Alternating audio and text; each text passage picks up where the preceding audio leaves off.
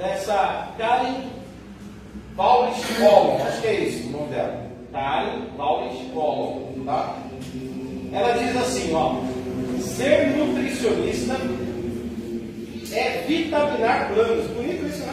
Vitaminar planos. E a Roberta também é nutricionista, né? Então temos duas aqui hoje. Olha. Ser nutricionista é vitaminar planos, dar energia a sonhos e alimentar ideias. Olha que coisa boa, tudo a ver com comida, né? Aí, ó. Vitaminar planos, dar energia a sonhos e alimentar ideias. Porque se você não tiver saúde e se alimentando bem, suas ideias, seus planos, seus sonhos não vão ser realizados, né? Então, o nutricionista, ele ou ela, né, o profissional, nos ajuda a ter saúde na alimentação, né? E eu sou devedor, né? Eu sou do contra, né? Eu sou do contra-filé, né? Eu preciso me adaptar. A Carol tem uma luta comigo, irmãos, mas a gente vai conseguir, né? Em nome de Jesus. Então, desde 2020, fazer uma promessa de perder peso, e eu estou nessa luta aí, mas preciso vitaminar meus planos, dar energia meus sonhos e alimentar melhor essas ideias minhas de entrar na linha, né? Próxima imagem, falando do nutricionista mesmo, tá? Dando parabéns aí ao dia do nutricionista. O meu microfone morreu, viu? Vou pegar o branco. Não, voltou. Ressuscitou. Ressuscitou. Tem a imagem aí, Mateus? Parabéns para quem, através do seu trabalho, nos traz mais saúde e qualidade de vida. Então, parabéns a Roberta, a Carol. Deus abençoe vocês. Através de vocês, pessoas são mais felizes e vivem melhor. Tá bom? Por que eu estou fazendo isso hoje? Porque hoje eu vou falar sobre fé e trabalho. Tá certo? E para quem acha que a tua vida no mundo secular não tem nada a ver com a tua vida aqui, é melhor fazer uma reeducação teológica. Porque tudo é santo. Comer é santo. Ir no shopping é santo. Comprar é santo. Pegar o ônibus é santo. Dirigir para alguém é santo. Arrancar um dente, né, irmão Cícero? É santo. Pessoas fazem do seu trabalho algo santo. E eu vou explicar isso na pregação. Tá bom? Mas não é só isso. Em agosto nós tivemos... Tem uma lista de profissões aí, Matheus? Nas imagens? Nós tivemos uma série de comemorações em agosto, né? Já que a mensagem tem a ver. Olha só, em agosto é lembrado do Dia Nacional dos Profissionais de Educação. Aí tem eu, tem o Vitor, tem o Matheus, tem a Gisele, tem a Vitória está entrando, né? É o Dia Nacional dos Profissionais de Educação. 6 de agosto, certo? É isso? Dia 11 é o dia do advogado e o dia do garçom. O cara que faz defesa e o cara que serve a mesa, né? Olha quantas profissões elas são lembradas. Dia 13 de agosto, dia do economista, certo? Dia 16 de agosto, dia do filósofo. Dia 24 de agosto, dia do artista. Dia 27 de agosto, dia da psicóloga, que está ali, é a Patrícia, né? E dia 31 hoje, o dia do nutricionista. Eu queria colocar aqui o psicólogo. Coloca pra gente aí. Psicólogo. O dia do psicólogo foi dia 27 de agosto. Então, parabéns a Patrícia, nossa psicóloga. Amém? E tem uma frase que eu distraí. Coloca a frase do Byron. O Byron, por que o Byron? Porque a Patrícia fez um trabalho sobre o Byron. O Byron é um cara um psicanalista, né? Faz psicanálise. Tem tudo a ver com isso. Então eu peguei uma frase que, pelo menos que eu pesquisei. Ontem eu fiquei de madrugada lendo tudo essa turma aqui. Li um monte de coisa. Eu peguei um texto que eu me desinvestei, li um texto lá e fui dormir, sei lá, 5 horas da manhã. E está aqui, ó. A psicanálise é uma aventura no desconhecido. Olha, Byron. Tá bom? Então, a Patrícia tem que estar entrando no mundo desconhecido da mente, né? Conversando com as pessoas pessoas, e as pessoas se encontrando, não é nem ela que encontra, as pessoas se encontram na terapia. Então que Deus abençoe os psicólogos. Amém? E por fim, eu quero dizer que não é o dia do pedagogo, porque o dia do pedagogo é em maio.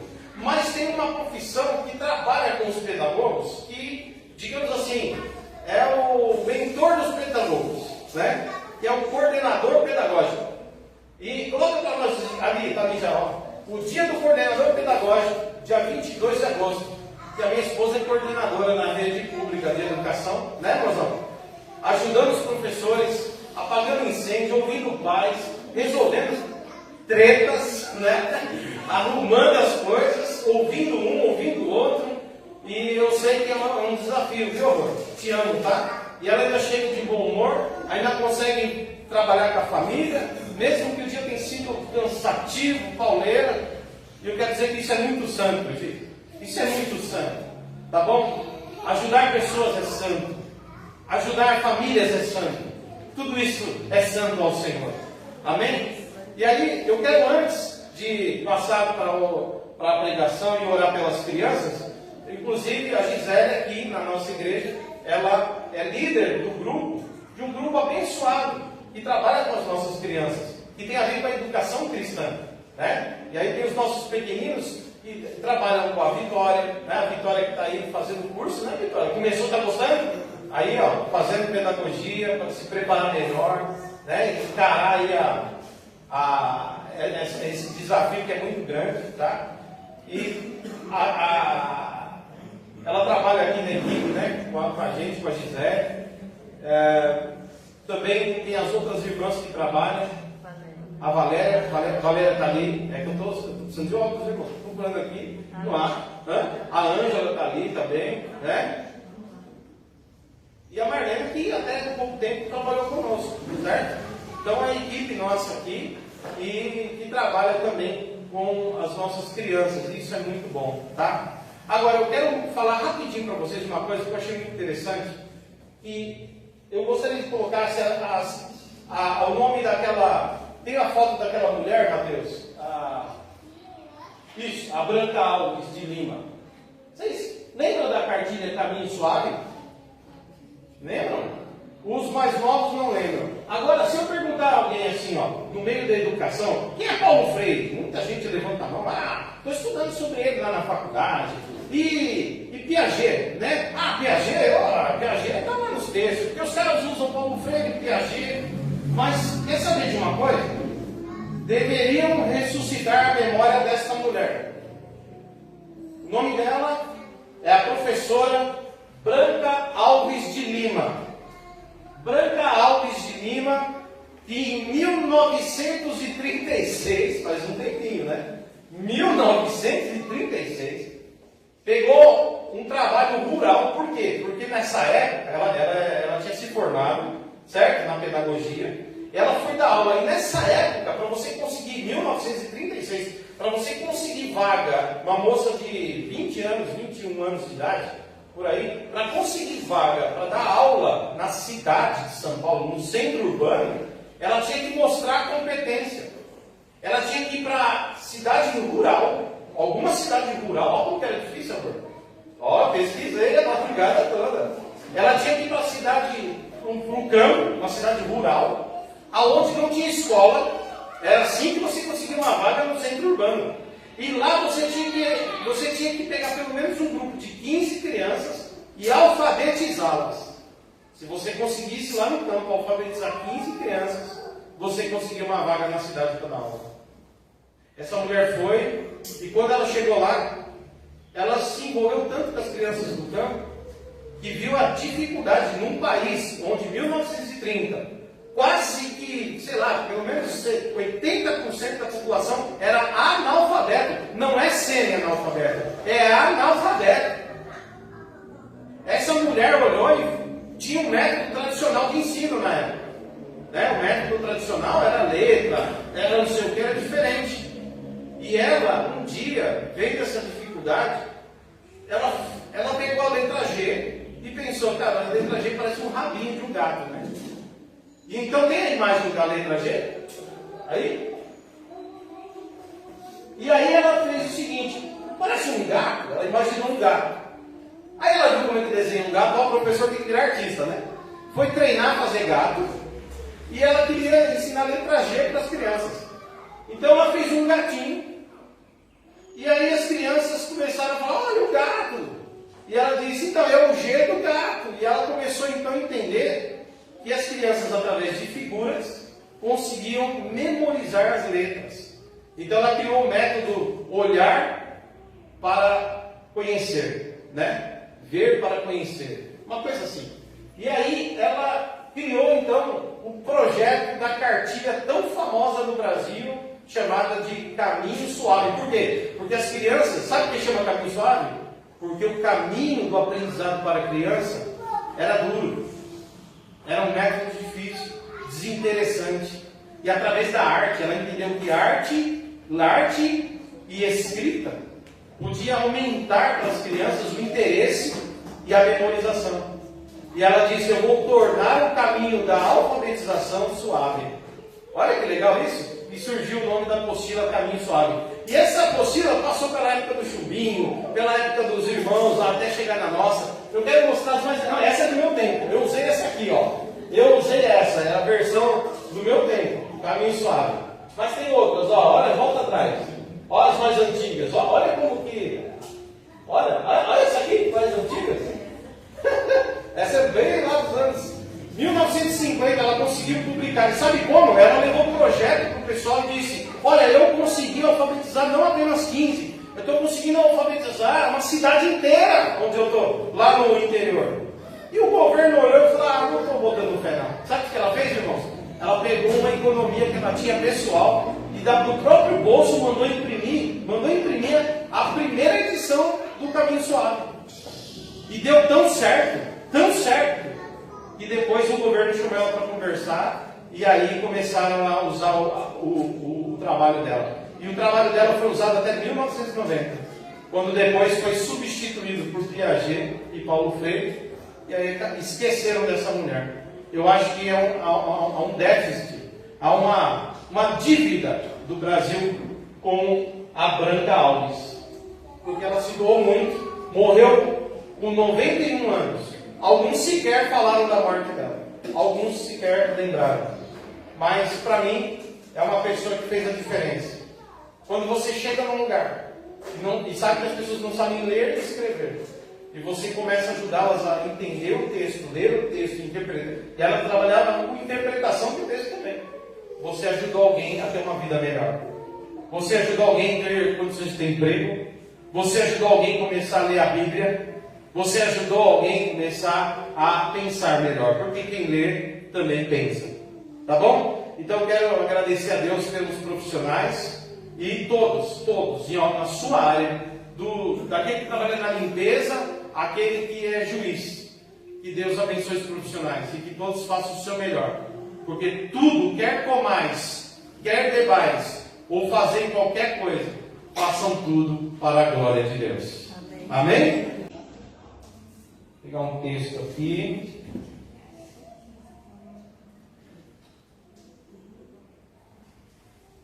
Eu quero começar falando, irmãos e irmãs, que o que a Bíblia diz sobre trabalho e sobre as profissões. Eu quero pedir para colocar no texto Colossenses, capítulo 4, versículo 14. Veja bem. É possível e é necessário você ser crente e ter um trabalho, ter uma profissão. Isso é muito importante. E aqui nós temos o Lucas. O texto diz assim, é uma carta de Paulo à igreja de Colosso. Então Paulo escreve aos Colossenses. E ele está dizendo que alguns irmãos enviam saudações à igreja. Alguns irmãos enviam saudações à igreja. E aqui na carta ele cita o Lucas, que está enviando através da carta uma saudação aos irmãos. Não tinha WhatsApp, então mandavam cartas, né? Às vezes alguém pensa assim, pastor, você usa muito o WhatsApp. Bom, primeiro que nós estamos numa era digital. Nós temos que usar essas ferramentas. E eu afirmo, irmãos, se os apóstolos, sem recurso nenhum, viraram o mundo, no bom sentido, no bom sentido, virar o mundo de perna para cima, com o Evangelho que liberta, transforma, salva, abençoa, sem recurso nenhum.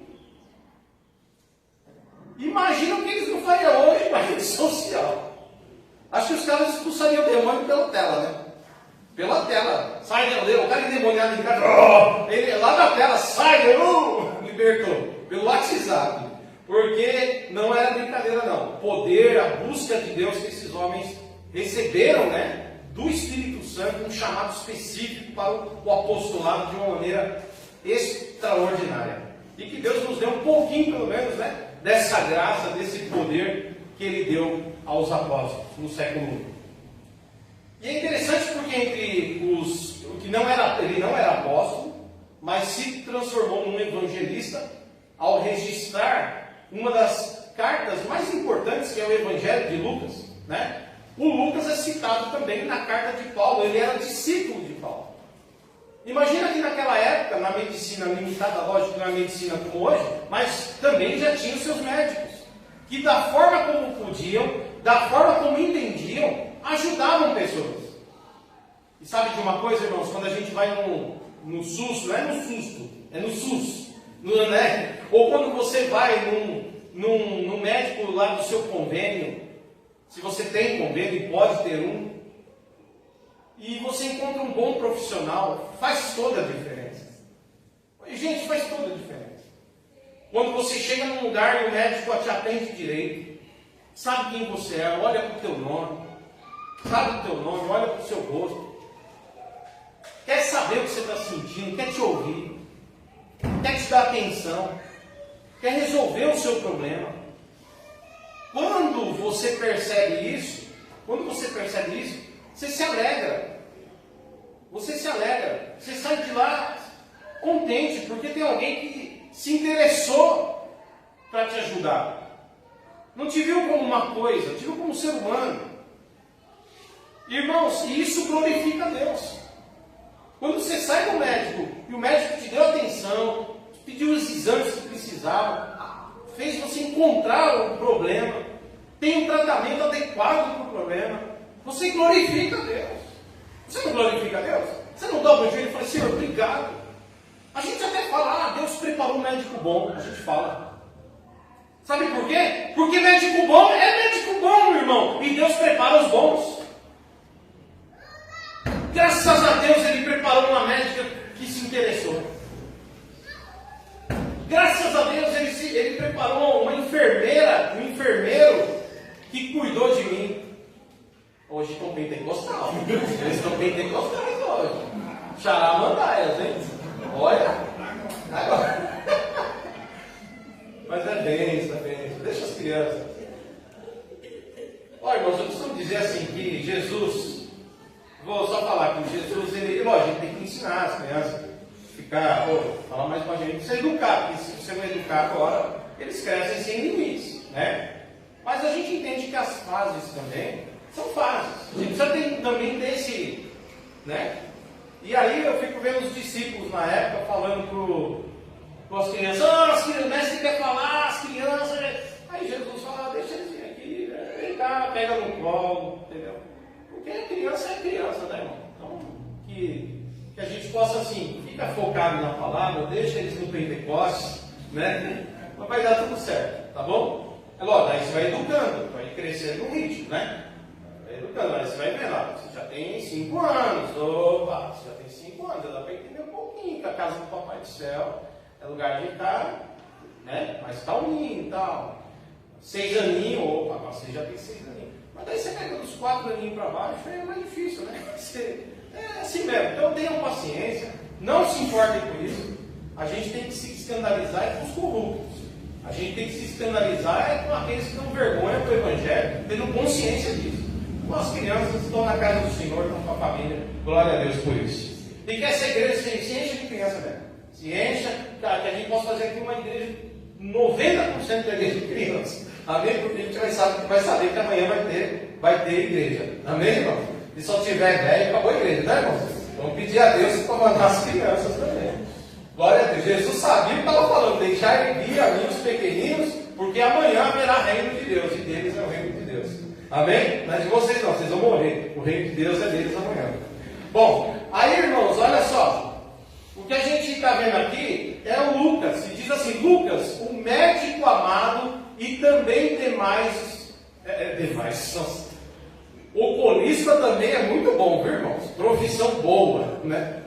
Lucas, o médico amado e também Demas, mandam saudações. Então você vai ver que ele faz questão, ele podia só falar assim, né? Lucas e o Demas mandam saudação. Mas é interessante isso, que ele frisa a profissão do Lucas, o médico amado.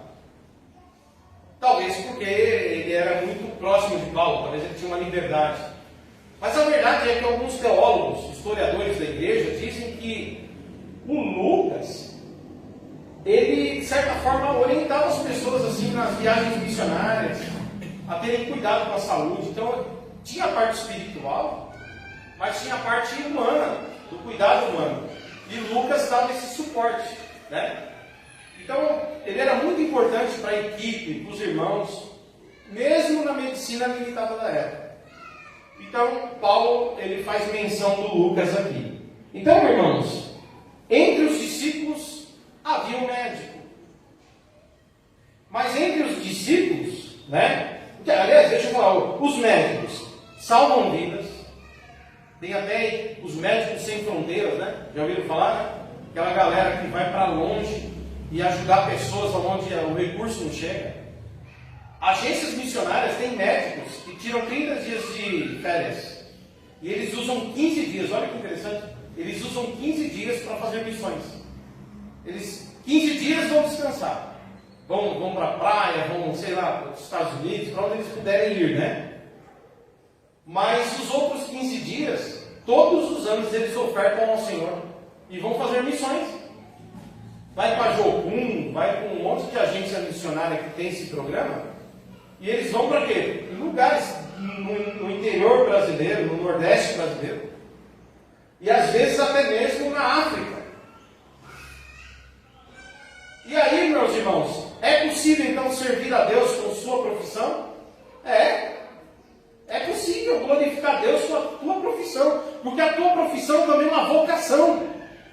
Tem gente que acha que vocação, o que você pensa como vocação? É ser pastor, é ser evangelista, é ser músico na igreja, é ser não sei o que. Não!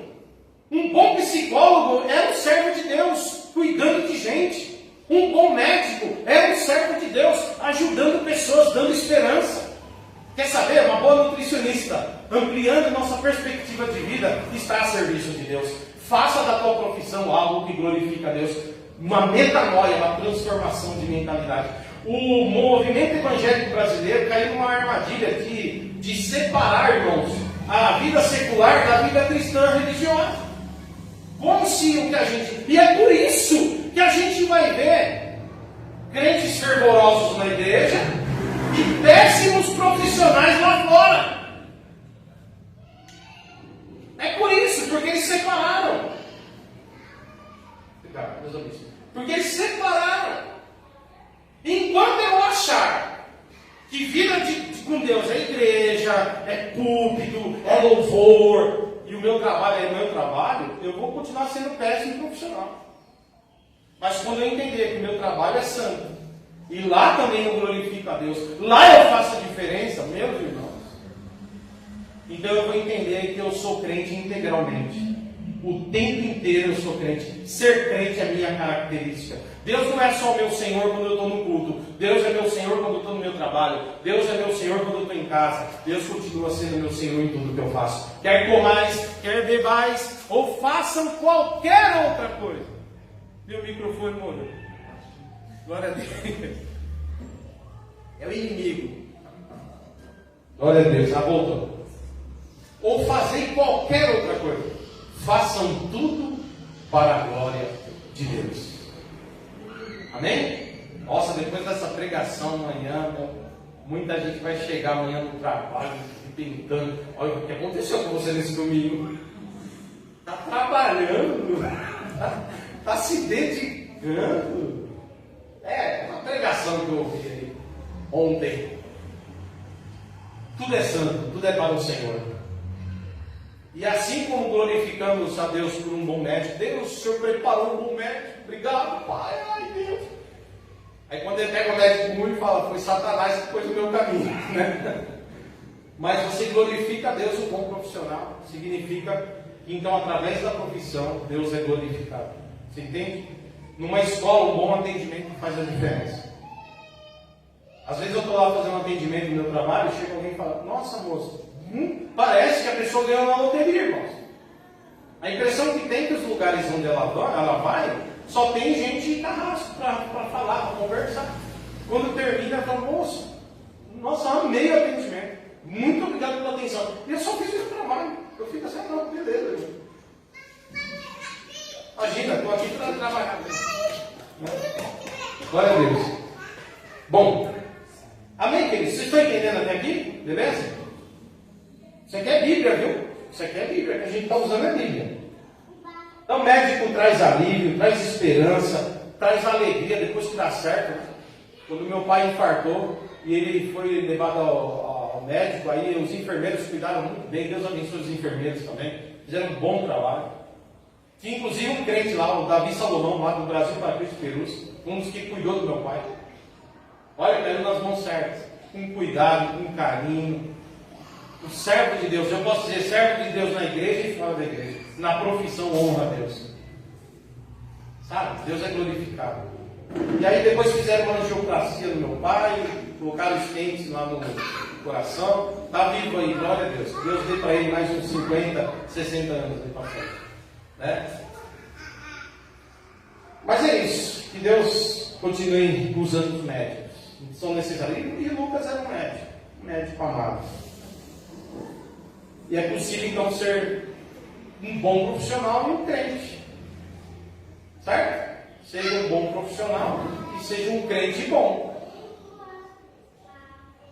Porque o Lucas, ele não é só médico. Ele se envolveu com o Evangelho e foi trabalhar com os missionários. Então, lembre-se que seja um bom trabalhador na vida secular, mas lembra que você também faz parte dos discípulos de Jesus e você faz parte da igreja de Jesus. Também não abandone a igreja por conta do seu trabalho. Amém? Ele é o Lucas, o médico amado, mas está com a gente. O Lucas é o médico, o cara atende lá no Sistema Único Israelense. Mas está com a gente nas viagens missionárias, está com a gente quando a gente precisa, está com a gente, está firme com a gente. A igreja faz parte da nossa vida. Amém? Aí nós vamos ver um outro profissional, o Paulo, o apóstolo. Eu vou pedir para pôr na tela 2 Tessalonicenses. O capítulo aqui aliás, vamos ver o outro texto, Atos 18, versículo 1 ao 3, tá? Por favor, Atos dos Apóstolos. Depois disso, deixando Atenas, Paulo foi a Corinto. E lá encontrou um judeu chamado Áquila, natural do Ponto, recentemente chegado da Itália, com Priscila, sua mulher, porque o imperador Cláudio havia decretado que todos os judeus deviam sair de Roma, e Paulo aproximou-se deles. E como tinham o mesmo ofício, como tinham a mesma profissão, passou a morar com eles ali e trabalhava. E ali trabalhava, aliás. O ofício deles era fazer tenda. E é interessante que o Paulo, apesar de ser um grande estudante das Escrituras, porque ele estudou com um grande filósofo e teólogo judeu da época, que era o Gamaliel. Ele se formou com Gamaliel. Apesar de ele fazer parte da turma dos fariseus, que eram os guardiões ali da lei, apesar disso, quando ele sai desse meio religioso, porque ele vai seguir o cristianismo, ele vai abraçar o Evangelho de Jesus, então há uma ruptura, ele não tem mais os espaços nesses lugares onde os fariseus estão. Então ele tinha uma profissão. O que ele faz? Ele é um fazedor de tendas. E então, fazendo tenda, que segundo os historiadores bíblicos dizem, era uma profissão que até dava um bom dinheirinho. Era que estava, na época, as tendas eram necessárias. Entendeu? Fazer tenda naquela época era tipo um trabalho muito bom. E ele fazia tenda, irmãos. E algumas vezes ele precisava fazer tenda para tirar do seu trabalho o seu sustento. Mesmo sendo um pregador do Evangelho. Mesmo pregando o Evangelho, fazendo viagens, ele usava da profissão. Olha como a profissão é santa. Ele fazia da profissão um recurso para poder pregar. Você entende isso? Ele fazia do seu trabalho um recurso para ele poder evangelizar. Quando você pega o seu salário no final do mês, não importa a profissão que for, e você separa o seu dízimo e sua oferta do seu recurso, você está fazendo o evangelho prosseguir. Fazedores de tenda, a igreja precisa de fazedores de tenda, que através do seu trabalho encontram recurso para o evangelho ser pregado. Amém, meus irmãos? E Paulo fala isso, olha o que Paulo fala, 2 Tessalonicenses, agora sim, 2 Epístola aos Tessalonicenses, capítulo 3, a partir do versículo 8, olha a linkada, né, que a gente vai dar com o texto. Paulo escreve à igreja de Tessalônica. Porque, irmãos, é bíblico que um pastor, veja bem, é bíblico que um pastor, ele seja assalariado da igreja, para ele poder cuidar da igreja, melhor. Certo? Por exemplo, eu fico 8 horas e meia no meu trabalho. Lá, trabalhando, secular, atendendo pessoas, atendendo telefone. É que o meu trabalho ainda, graças a Deus, eu consigo ter mais tempo do que o normal. E eu consigo, nesse tempo, mais do que o normal, mandar WhatsApp, falar com pessoas. Às vezes eu pastoreio via WhatsApp. Porque eu não posso estar presente em todo tempo, em todo lugar. Mas tem trabalho que você não para respirar, irmão. Tem trabalho que às 8 horas ali, eu falei para o Matheus outro dia, cara, um trabalho que você pode falar no celular é luxo. Tem lugar que você desliga o celular, que você não pode ser. Tem que ter atenção da hora que começa a hora que termina. Você pega um torneio mecânico, por exemplo. Imagina eu lá, pastor, sendo um torneiro, trabalhando 8 horas, torneiro mecânico. E eu lá na máquina. Hoje tem torno moderno, né? Pelo computador. Mesmo assim, você tem que estar atento. Mas eu comecei fazendo um torninho manual. Lá na Voit, 1994. Aí agora você imagina você lá fazendo tornearia. E você fazendo assim, tem uma peça, tá? O torneiro mecânico tem a máquina, o torno. Você coloca uma peça, coloca as coordenadas ali, você tem que ficar atento, porque é manual. Então você tem que ir mexendo na peça, na medida, com o desenho técnico, tudo certinho. Então imagina eu ali, eu toco o celular, eu largo o torno aqui, ó. Oi, irmão, Ailton, querido, fala, irmão, paz, querido. Não, beleza, não, tá certo. E eu esqueço o torno. Irmão, acabou, matei a peça. A gente fala que matou a peça. Já era a peça. O que vão falar de mim na empresa? Ô cliente miserável esse que a gente contratou, né? Só mata a peça. Quer dizer, então ali é uma profissão, cara, que fala só me liga se alguém morrer. Não é só liga se for emergência. Porque nas 8 horas que eu estou ali, eu tenho que trabalhar com atenção, não posso. O professor está dando aula, também não tem como separar. Peraí, criança, que eu vou falar aqui com a minha mãe. Deixa as crianças lá. Você está matando a aula. Tá, né? Então você tem que ter dedicação. O meu trabalho, às vezes eu consigo. Em umas lacunas, tem dia que está bem tranquilo, eu consigo ainda fazer isso. Mas não é sempre. Agora imagina que você tem um trabalho que não dá tempo de você fazer nada. Mas aí você sabe que você vai ter que pregar. Mas você passou 8 horas lá trabalhando, só que você tem que pregar à noite. Você percebe a correria que é? Mas você tem que chegar em casa, dobrar o joelho, Senhor, me dá uma palavra. E não é pregar de qualquer jeito, não, irmão.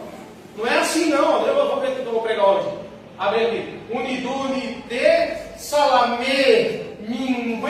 Uma palavra colorida para você. Ame essa aqui hoje. Não é assim, não, irmão. Tu prega. Eu estou falando para vocês hoje, eu fui dormir 5 horas da manhã lendo Bíblia. E eu estava cansado, irmãos, mas daí o Espírito Santo me deu um ânimo lá, acordei assim, não conseguia dormir mais depois. Mas não vai dormir não? Eu vou. Mas é compromisso, é responsabilidade. Agora, se o pastor, por exemplo, ele tem um tempo, que a igreja fala, não, pastor, o recurso é para que a gente possa ter um pastor que tem tempo para a gente, cuidar da gente, ensinar a gente, estar com a gente, trazer a melhor palavra para a gente, é o ideal. Mas entre o ideal e a realidade, são coisas distintas. Às vezes a igreja não pode ter esse recurso, entende? E aí o pastor ele não pode negar sua vocação. Ele tem que, mesmo sem recurso, como Paulo, em alguns momentos trabalhar e do seu trabalho tirar o seu próprio sustento, mas não negligenciar o chamado de pregar para a igreja. E Paulo, em algum momento, ele teve que fazer isso. Olha o que ele diz aqui, ó. Nem jamais comemos o pão às custas dos outros. Pelo contrário, olha o que ele diz aqui. Trabalhamos com esforço e fadiga. Está vendo o que o Paulo está falando? É isso que ele está falando? Trabalhamos com esforço e canseira. É trabalho secular que ele está falando. De dia e de noite, a fim de não sermos pesados a nenhum de vocês. Próximo versículo. Não que não tivéssemos o direito de receber algo. Ele fala, não, biblicamente a gente tem o direito. Mas porque tínhamos em vista apresentar a nós mesmos como exemplo, olha o que ele fala, para que vocês nos imitassem. Próximo versículo. Porque quando ainda estávamos com vocês, ordenamos isso. Se alguém não quer trabalhar, também não coma. Próximo versículo. Pois de fato ouvimos que há entre vocês algumas pessoas que vivem de forma desordenada, não trabalham. E quem não tem ocupação, meu irmão, sobra tempo para ficar se metendo na vida dos outros, não é verdade? Não trabalham, mas se intrometem na vida dos outros. Próximo. A essas pessoas determinamos, exortamos no Senhor Jesus Cristo, que trabalhando, olha isso, trabalhando tranquilamente, comam o seu próprio pão, tenham sustento para comer o pão do seu trabalho. Próximo versículo. E quanto a vocês, irmãos, não se cansem de fazer o bem. Os irmãos estão entendendo até aqui a palavra? Amém. Ó, Paulo, em alguns momentos a igreja sustentava ele. Depende da cidade onde ele estava. Quando ele ia para uma outra cidade, às vezes a igreja não tinha essa condição. Então, para não ser tropeço na vida dos irmãos e não impedir o evangelho, ele disse, volta uns versículos para trás, lá no versículo 9, eu acho.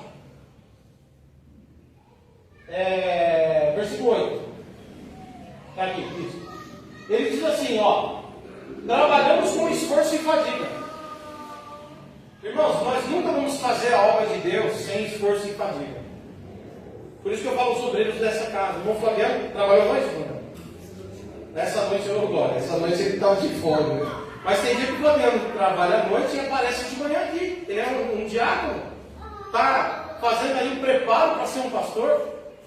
Nós temos o Greg, o Rodney. Também tem dia que os caras estão só o capo. E eu bem entendo, viu, irmão? Se um dia eles querem assistir um culto de pé e tal, porque os caras passaram a noite trabalhando lá. Então, tem dia que eles vão trabalhar e ainda saem daqui, ó, do culto. Depois vão para o serviço. Isso é compromisso. E o Paulo estava dizendo o seguinte, tem dia que eu passo o dia fazendo tenda, tem dia que vender, fazer e vender. O cara faz e vende. Ele era vendedor e fabricante. E à noite ainda tem que pregar. Não é fácil, irmãos. À noite ainda tem que pregar. Tem vezes ao contrário, eu prego à noite e trabalho de manhã, e tem dia que eu prego de dia e vou fazer tenda de madrugada. É verdade isso, Paulo fazia isso. E às vezes ficava cansado, irmãos. Mas ele dizia o seguinte, eu não posso ser pesado a ninguém, mas eu também não posso abandonar a minha missão. Eu queria com essa palavra dizer, encorajar você, viu? Nunca deixa que um trabalho que é bênção de Deus seja um empecilho de você estar na casa do Senhor. Está entendendo? Tipo assim, ai pastor, Eu estou cansado. Irmãos, eu podia até perguntar, mas eu não posso passar vergonha. Eu ia falar, levanta a mão, quem está cansado? Eu acho que a maioria, pô, mas você não sabe, eu não sou bom. Mas vai que só eu levanto a mão, de repente vocês estão todos descansados aí.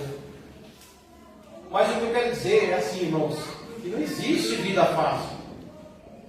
Está entendendo?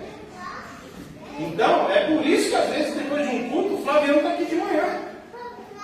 Se ele ficasse dormindo, veja bem, é direito dele.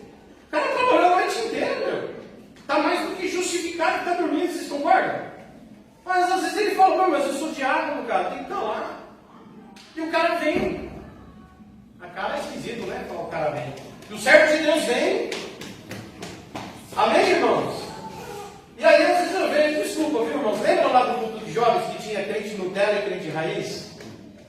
Irmãos, tem um pessoal Nutella. Tem um pessoal Nutella. Ai, pastor, ainda para o culto de domingo. Mas, pastor, acordar às 8 da madrugada, pastor. Você não sabe ontem como foi aquele cinema até as 11h45. Você não sabe. Você não tem noção o que é assistir Quarteto Fantástico. Você não sabe o que é, pastor. Depois ainda do cinema. Você, não, deixa eu falar, pastor. Depois do cinema, meu, rolou um Habib's, pastor. E sabe o que crente come? Pastor, quando a gente foi ver, saímos do Habib's 1 da manhã, pastor. Ai, pastor, desculpa, eu não consegui estar no culto. O irmão Paulo, quando chegar no céu, vai puxar a orelha de meia dúzia de irmão, dizendo: olha que eu trabalhei de dia e noite com canseira, com fadiga, mas continuei pregando e fazendo a missão. E que a gente possa pensar nisso. Concilie trabalho com a igreja, tá bom? Concilie. Eu falei que cinema era zero, né, irmão? Mas tem gente que trabalha, para sair do serviço meia-noite e tal. Faz um esforço. Culto é domingo, irmãos. Só tem domingo e quinta-noite. Você tem 2 cultos. 2 cultos. Então se esforce para participar. Não deixe uma coisa anular outra. Da mesma forma eu falo para o pessoal que gosta de se envolver com a igreja. Se envolve com a igreja e esquece de estudar. Se envolve com a igreja e esquece de se formar. Se envolve com a igreja e esquece de trabalhar. Aí também não dá, irmão, porque ninguém vive só de igreja. Está entendendo? Igreja não paga a sua conta. Igreja não paga aluguel, irmão. Igreja não leva comida para o prato. É trabalho, querido. Então que Deus te dê a graça para você vir para a igreja e comer espiritualmente como você está comendo nesta manhã, mostrando que o teu trabalho não é para te afastar de Deus, o teu trabalho é para te aproximar do Senhor, porque Ele abriu essa porta para você. Está entendendo? Vir à igreja é uma forma de agradecer a Deus que tem provido na tua vida coisas para você viver. Trabalho é para honrar a Deus, é para glorificar a Deus em todas as esferas. Assim como a igreja não pode ser um peso do seu trabalho. Então tente, da melhor maneira, olhar textos bíblicos como esse, que não estão de enfeite na Bíblia, mas estão hoje como boca de Deus para nós, para nos orientar a não nos afastarmos nem da fé, nem da igreja, nem da missão da igreja, e também não deixarmos de trabalhar e trabalhar bem como excelentes profissionais. E dessa forma, Deus será glorificado. E fica tranquilo, viu? Fica firme na fé, porque quando Jesus voltar, Ele diz que no novo céu, na nova terra, não haverá mais canseira e enfado. Aí eu não vou cansar mais, nem você. Amém, meu irmão? Fica firme aí. Eu estou indo para o fim, tá? Sei que vocês estão cansados já. Calma. Calma. Calma. Vou para mais um versículo. O trabalho, irmãos, olha o trabalho, ele nos dignifica como pessoas e ele faz com que a gente tenha recursos para ajudar alguém. Efésios 4:28, coloca na tela, tudo Paulo escrevendo, né, irmãos? Paulo era paulado, hein? Efésios 4:28. Aquele que roubava, a transformação da pessoa, né? O cara era ladrão. Aí ele foi convertido ao Evangelho. Aí Paulo escreve uma carta à igreja de Éfeso dizendo: diz os irmãos aí, tá? Que eles mudaram a vida deles. O Evangelho transforma, irmão. O cara que vem para a igreja, começa a frequentar a igreja, é batizado, toma a Santa Ceia, e nada muda lá fora, ele não é um convertido, irmãos. Não tem fruto de arrependimento nem de conversão. A igreja é o pacto que a palavra traz no nosso coração para que lá fora nós glorifiquemos ao Senhor. Primeiro eu dou testemunho com a minha vida, depois eu dou testemunho com as minhas palavras. Amém? Porque se a minha vida não testemunha, ninguém para ouvir o que eu tenho para dizer. Então que você, a tua reputação, vá adiante da sua palavra. Eu quero te dizer uma coisa, antes de ouvirem Jesus, primeiro ouviam falar de quem ele era, do que ele fazia. Antes de ouvir as palavras de Jesus, a fama ia na frente. Quem é que vem? Um tal de Jesus de Nazaré. Esse eu quero ouvir, esse eu quero conhecer, porque a fama dele é fama boa. E que tenhamos famas de bons profissionais, boas pessoas, em todas as áreas. Perfeitos não somos, mas podemos melhorar todos os dias, porque Deus é conosco. Amém? Aí ele diz assim, quem vem para a igreja, irmãozão, mudou de vida. Aquele que roubava, não rouba mais. Pelo contrário, ele trabalha fazendo com as próprias mãos o que é bom, para que tenha o que repartir com o necessitado. Olha como transforma. O trabalho não apenas dá o próprio sustento, ele dignifica você, porque o trabalho, você não precisa roubar porque trabalha. Segundo, ele transforma você numa pessoa melhor. E terceiro, além de tirar o próprio sustento, você ainda pode ajudar alguém. Que o meu trabalho, o seu trabalho, seja abençoado pelo Senhor. A minha oração é, Senhor, multiplica salários. Senhor, aumenta a finança do teu povo, para que eles possam ter o próprio recurso e ainda poder ajudar alguém. E o teu nome é glorificado, Senhor. Eu quero, a Bíblia diz que é melhor dar do que receber, irmão. Eu quero, Senhor, e dar com alegria. E quanto mais eu der, mais o Senhor me dê para que eu possa continuar dando. É a oração que eu faço. Prospera, Senhor, a casa dos teus filhos. Prospera em nome de Jesus, Senhor, segundo a sua palavra. Vocês sejam mãos que sustentam, que sejam pessoas que ajudam, fazendo toda a diferença, porque Jesus é o nosso Senhor. As pessoas acham que ajudar alguém é só colocar a mão na cabeça, expulsar um demônio, é só orar para alguém ser curado, não é só assim, não. Paulo diz, você levando comida, ajudando alguém na sua necessidade, pagando o remédio de alguém, o médico de alguém, Deus é glorificado. Glória a Deus. Amém? Próximo versículo, para nós irmos para o fim. E aí o Paulo, ele gostava de se meter nas profissões. Ele era fazedor de tenda, era pregador do evangelho, mas às vezes ele falava, vou dar uma de médico e de nutricionista ao mesmo tempo. Vou dar uma de nutricionista. Aí ele foi virar nutricionista. 1 Timóteo capítulo 5, versículo 23. Olha lá.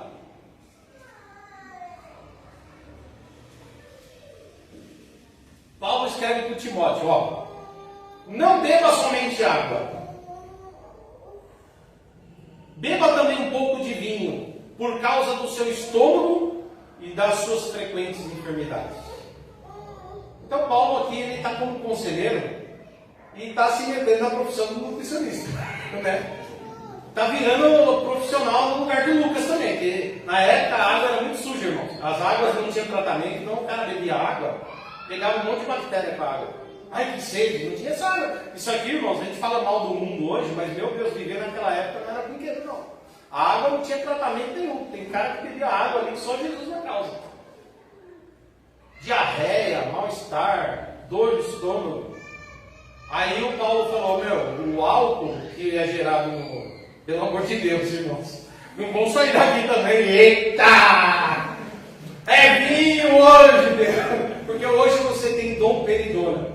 Hoje você tem Brasil. Hoje você tem água tratada. Amém, queridos? Hoje você tem outros remédios que ajudam. Não precisa ir para o vinho, não, tá bom? Amém? Amém. Principalmente se você vem numa família histórica. Eu falo até com o Mateus. Mateus, eu sou abstêmio, eu não gosto. Não totalmente, né? Quando eu tomo um negocinho. Mas assim, eu sou a favor de ser abstêmio. A minha pregação é para você se abster de álcool, irmão. Ok? Você abster. Aí eu falo para o Mateus, ainda mais você, cara, não bebe nada, cara. Porque o seu avô foi alcoólatra.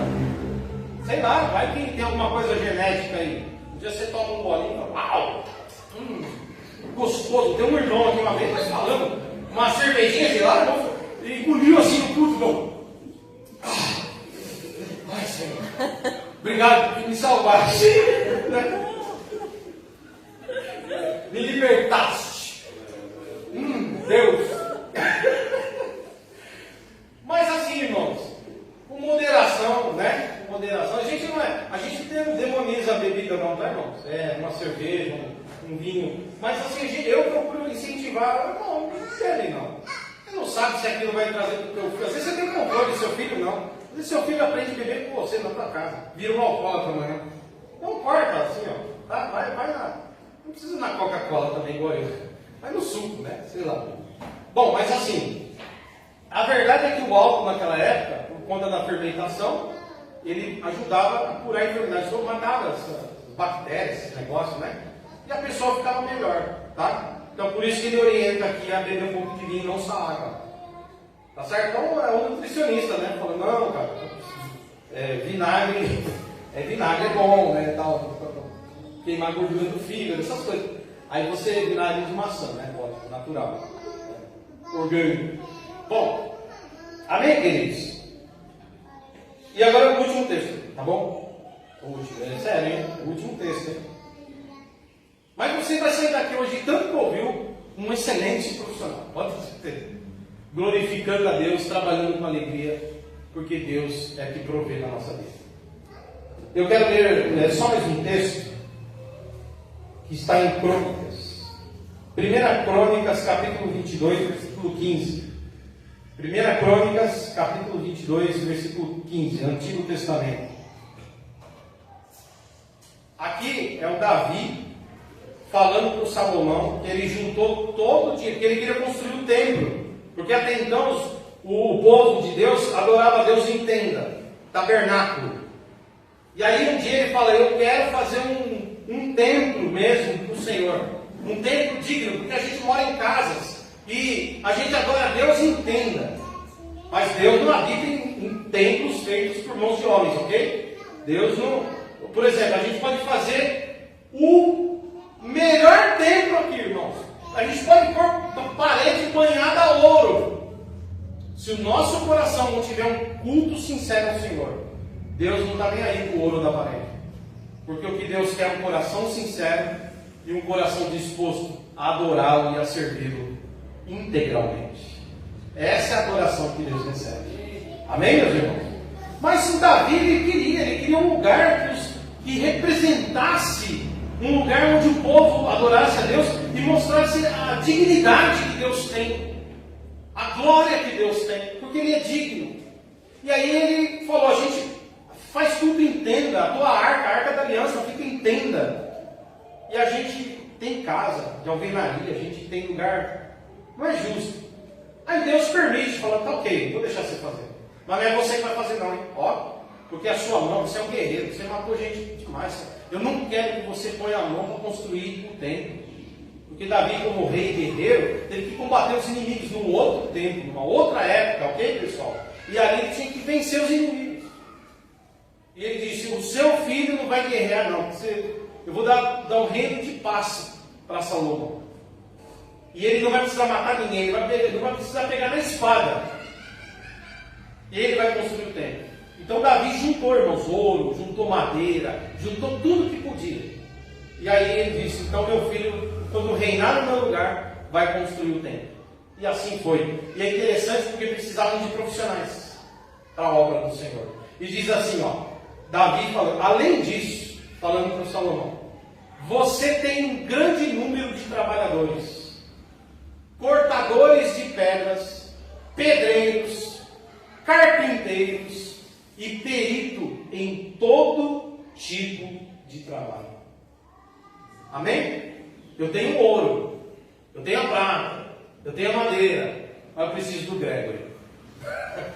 Mas eu vou precisar ir para o Hilton, eu vou precisar do Chumbinho, eu vou precisar dos irmãos que manjam aí cortar uma madeira, que tem uma ferramenta, um tico-tico, um teco-teco. Teco-teco não, né? Teco-teco avião, né? Bom, se a gente precisar fugir daqui um dia, o teco-teco pode ser útil. Mas a gente precisa do pessoal que sabe alguma coisa, sabe bater um martelo, ou bater um prego, usar um martelo. E essa geração Nutella, que Deus tem misericórdia, né, irmãos? Começando de mim para frente, né? Fala por irmão, pega o martelo. Como que pega? Aí pega pela parte de ferro, mas bate com cabo de madeira. Não, é o contrário. Né? Que Deus ajude os homens dessa geração, né, irmãos? Jovens aí, viu? Vamos pegar no martelo, ok? Vamos bater um prego. Vamos começar a usar uma furadeira aí, que está precisando, viu?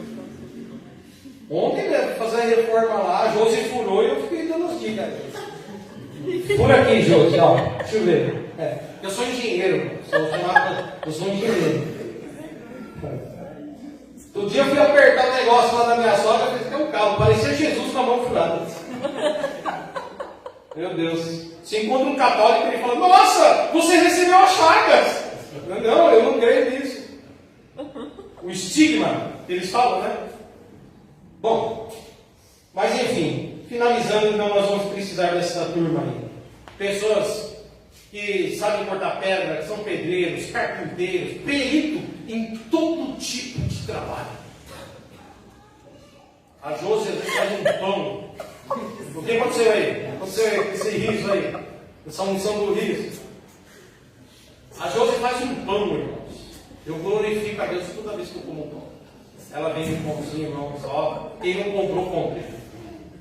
Irmãos, quando eu abro aquele pão, a gente... O pão, eu escuto o pão falando, o pão fala: é meu filho! Irmãos, é sério, pô, a gente abre, não dá 5 minutos e acabou. E que pão, cara, a gente se deleita, a gente fala: bendito seja o Senhor, abençoa Jesus, que mãos que fizeram assim, um Deus de glória, que delícia. Não é bom se alimentar bem, irmão? É gostoso, não é não? Você sai vai com uma churrasquinha, não é, irmão? Ó, um churrasquinho, um filézinho mignon, uma picanha, né? Tá meio difícil, mas a gente tem esperança, né? Uma abóbora assada, não é verdade? Né? Tipo assim, mas você come, não é gostoso? Você come, você fala: cara, que prazer. Ó, e Deus é tão bom. Ó, Deus não deu um paladar à toa. A gente podia só ser um animal que se alimenta sem gosto, né? E aí, tá gostoso? Não sei, não tem paladar. Qualquer coisa serve. Dá um pedaço de pau aí, madeira que serve. Você não tem sabor. Mas é gostoso o paladar, né, cara? Você come, ó, você sente o chocolate. Chocolate. E não é qualquer chocolate, não. Chocolate bom. Aí vem a Carol e frustra os seus planos. Só um pedacinho, pastor. Sim, ó. Não mais que isso. Mas ela está cuidando da nossa saúde. Mas não é gostoso? Um ovinho frito, irmão. Eu frito o ovo com a Gisele todo dia. Não é todo dia, porque hoje eu não fiz. Mas na semana eu faço o ovinho dela. Ela come um ovinho. De manhã. Gosto de ovinho. Irmãos, eu faço ovinho para minha esposa. É cheiroso, né? Gostoso. Pega um pouquinho de sal. Né? Como é gostoso você poder ter um paladar, irmãos. Sair daqui agora, pegar aquela comidinha, bate aquele cheiro. Sabe quem fez isso? Deus fez isso. Deus criou o arroz. Deus é que criou o feijão. Aleluia. Tem tudo da terra que o nosso Deus fez. A Bíblia diz em Gênesis que Ele colocou todo tipo de fruta. Aleluia. Quando você comer, lembra-se disso. Comer fruta é santo, porque você está comendo daquilo que o teu Criador fez para te alimentar. Glorifica o teu Deus. Aí você faz um churrasco, Deus fez a vaca, irmão. Deus fez. Deus fez a vaca, a gente mata a vaca, né? Mas a gente come aquele churrasco, irmão. Né? E é interessante porque tem um texto do Novo Testamento que salva a gente. Que quando Pedro vem na revelação, ele vê um monte de animal e Deus fala assim: mata e come. Não é verdade? Mata e come. Então é santificado, viu? Comer é santificado. Deixa eu falar. Quando você se reunir com a tua família na mesa, se alegre no Senhor, porque comer é santo. Aleluia. Tem gente que não entendeu isso. Comer é santo. Trabalhar é santo. O que você recebe é santo. Vamos parar de separar. A igreja é santa. Não, tudo é santo. Tua vida é santa. E se você pôr isso na tua cabeça, comer não será mais a mesma coisa para você. como ele será um momento de gratidão, de louvor ao teu Deus. Brincar com os teus filhos, andar com a tua esposa, esposa estar com o teu marido, vocês se reunirem, não é porque vocês são perfeitinhos com o outro, mas porque vocês precisam do outro, e Deus os colocou juntos para fazer alguma coisa. É Deus sendo glorificado, porque família também é de Deus. Você teve filho com alguém, glorifica a Deus. Os irmãos que estão sozinhos, têm amigos, viu? Tem amigo, tem gente que está sozinho hoje, está sozinho. Tem gente que se separou, tem gente que está viúvo. Ok, mas você tem amigo. Amizade é coisa santa, é coisa do Senhor. Está entendendo? Aliás, essa aqui é a família. Se você não tem tido uma família, sinta-se abraçado pela IBF. É a família que o Senhor colocou para te abraçar. Igreja santa. Eu quero ir para o fim. E eu quero dizer assim, como é bom ter um motorista para me levar onde eu quero chegar. Como é bom, né, Flamengo? Quando chama o Uber. Uber chegando, Flamengo. Como é bom, irmão, você ir num lugar e uma atendente te atender bem, recepção. Como é bom, irmão, ser professor cuidando das crianças. Como é bom ter inspetor de aluno, né? Olhando os nossos meninos. Como é bom ter policiais combatendo o crime, nossos heróis. Combatendo o crime e trazendo mais segurança para a sociedade. Como é bom ter psicólogo que nos ajuda a entender as nossas lutas, nossos traumas e ajudar a gente a abrir a cabeça e seguir em frente. Que bom. Que bom ter nutricionista que cuida da nossa saúde. Que bom ter médico que cuida de nós. Que bom ter babá que cuida dos nossos filhos. Cuidadoras de idosos que traz um alívio quando a gente não pode. Ai de nós se não tivéssemos essas pessoas. Enfermeiros que cuidam. Bombeiros que salvam. Aleluia. Oh glória, administradores que fazem a empresa ir bem, porque são bons administradores, garantindo o emprego de todos. Que bom, irmãos, ter costureiras que fazem roupas boas para a gente e olhar no espelho e se sentir bem, também é dom de Deus. Sinta-se bem ao olhar no espelho. Que bom que existem os cabeleireiros. Que bom que existe o pessoal que faz roupa e você fala, cara, eu me sinto bem vestido. Glória a Deus. Que bom, irmãos, que nós temos essas pessoas excelentes. Que bom que nós temos o pessoal da limpeza, que ao ir num shopping, você entra naquele banheiro limpinho, cheirosinho, você fala, meu Deus, que equipe boa que fez a limpeza. A igreja limpa, que bom. Obrigado, Senhor, pelos profissionais. Obrigado pelas donas de casa, que não trabalham fora, mas resolveram abrir mão do seu trabalho fora para integralmente se dedicar a seu marido e seus filhos. Isso é dom de Deus. Obrigado, Senhor. E por fim, obrigado pelos pastores, que mesmo imperfeitos, pastores sérios, têm se preocupado em levar a palavra de Deus à alma, para que todos se encontrem na vida e entendam que Deus está sobre tudo e sobre todos. Que Deus também tenha para nós bons pastores. Essa é a palavra do Senhor. Eu sei que foi longa, mas eu espero que tenha nutrido você, alimentado a tua alma, mexido com o teu pensamento, e que você saia daqui não achando que o que você vai fazer amanhã é menos importante do que você está fazendo aqui hoje. É tão quanto, porque glorifica o teu Deus. E veio das mãos de Deus para você. Amém? Vamos orar e pedindo a bênção de Deus pelos trabalhadores? Eu não sei o que você faz, quer dizer, alguns eu sei, outros eu não sei. Mas seja lá o que você faz, desde ser dona de casa, doméstica do lar, até você ter um trabalho, não sei lá onde. Nem seja astronauta. Nem seja astronauta. Que Deus abençoe sua vida. Que Deus abençoe seu trabalho. Que Deus seja glorificado através da sua vida. A igreja precisa de vocês. O reino de Deus precisa. Oremos. Senhor, a palavra hoje foi uma dedicação aos trabalhadores. Todos nós precisamos trabalhar, Senhor. Todos nós precisamos estar atuando, não apenas para tirar o sustento necessário, mas também para fazer a diferença. Como bons advogados, bons médicos, bons faxineiros, bons mecânicos, bons garçons, enfim, todas as profissões que eu venho falando aqui, eu ficaria até amanhã, Senhor, falando um por um. Motoristas. E como é necessário, Senhor. Como é importante. Oh Deus, que a gente possa buscar excelência no que fazemos. Dentro da tua casa e fora dela. Porque não há diferença para o Senhor.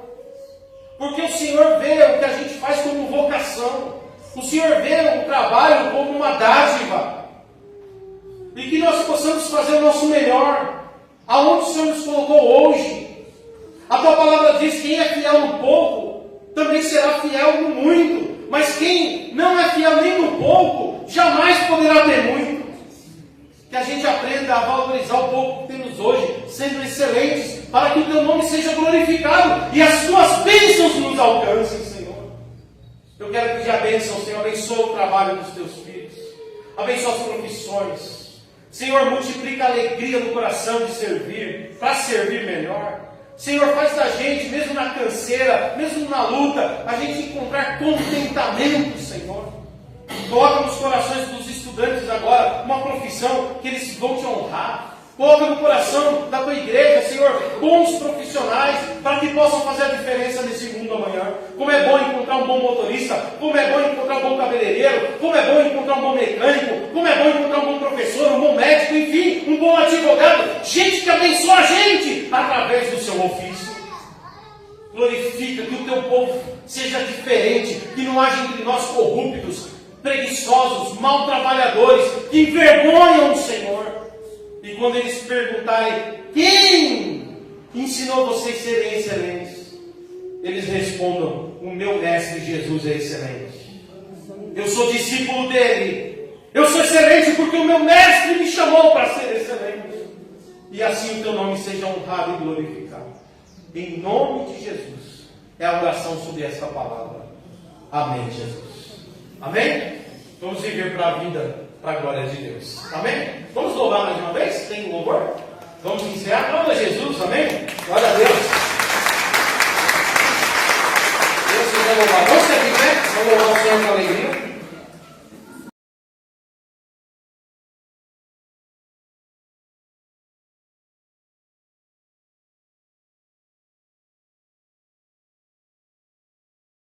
Quero deixar o convite para você conhecer a nossa igreja.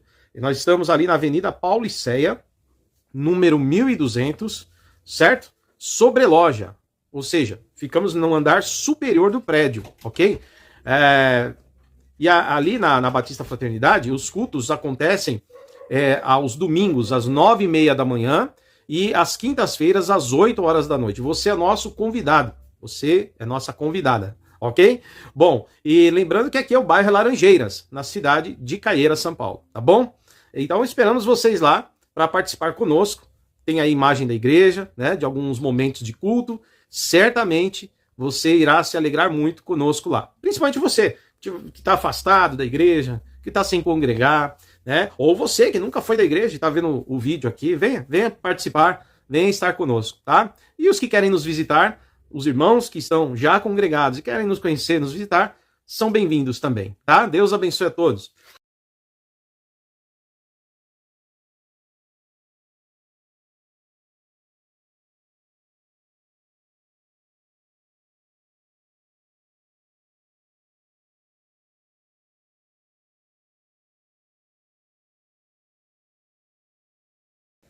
Também escrevi 2 livros, queridos, na área pastoral e na área eclesiológica. E eu gostaria que você adquirisse. Eu tenho aqui o Ministério Pastoral, Conselho para Jovens Pastores e Vocacionados, publicado pela editora OBPC, editora oficial das Igrejas do Brasil para Cristo. Certo?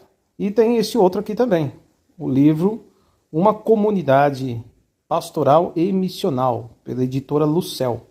Bom, ambos os livros estão disponíveis quando você pode acessar o site da editora, editoraobpc.com.br, que está aí na tela, ou então você pode também, através do e-mail bp.domenicali@gmail.com, adquirir esse livro, ou os 2 livros, ou um deles, tá? E eu também, por meio desse e-mail, tá?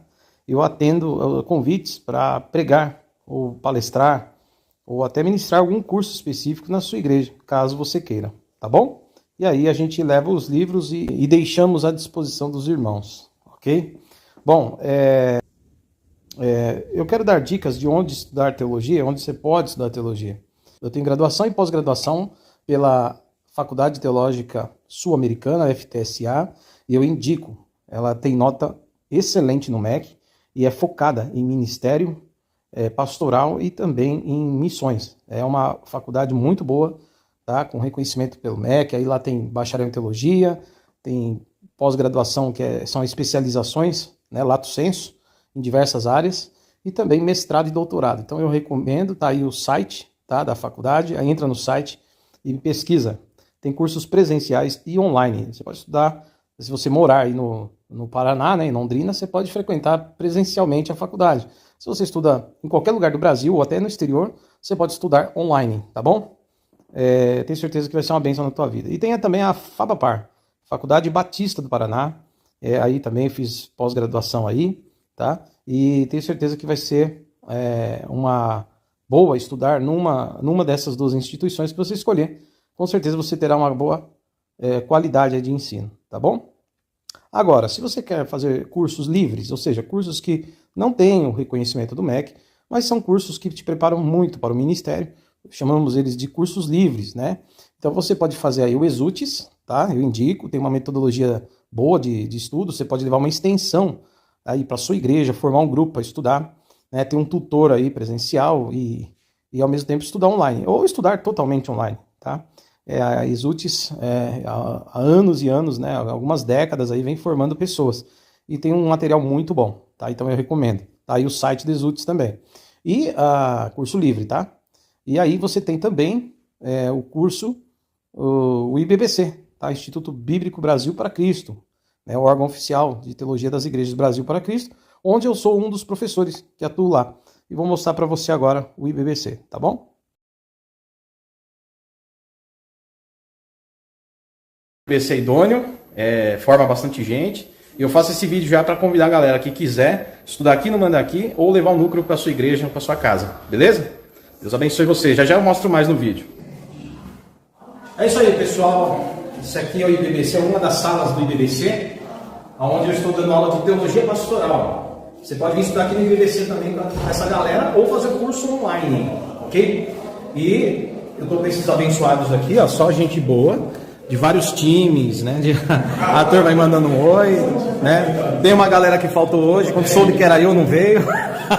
E nós temos também uma turma online, olha, o curso é online, olha que legal aí, ó. A galerinha do online, né? Então, é isso aí, galera. E é isso, você pode fazer o curso presencial aqui no Mandaki, na rua Iris Leonor, São Paulo, ou à distância, onde você estiver. IBBC, se você não vem no IBBC, o IBBC vai até você, falou? Ó, beijo, vem estudar teologia. Abraço.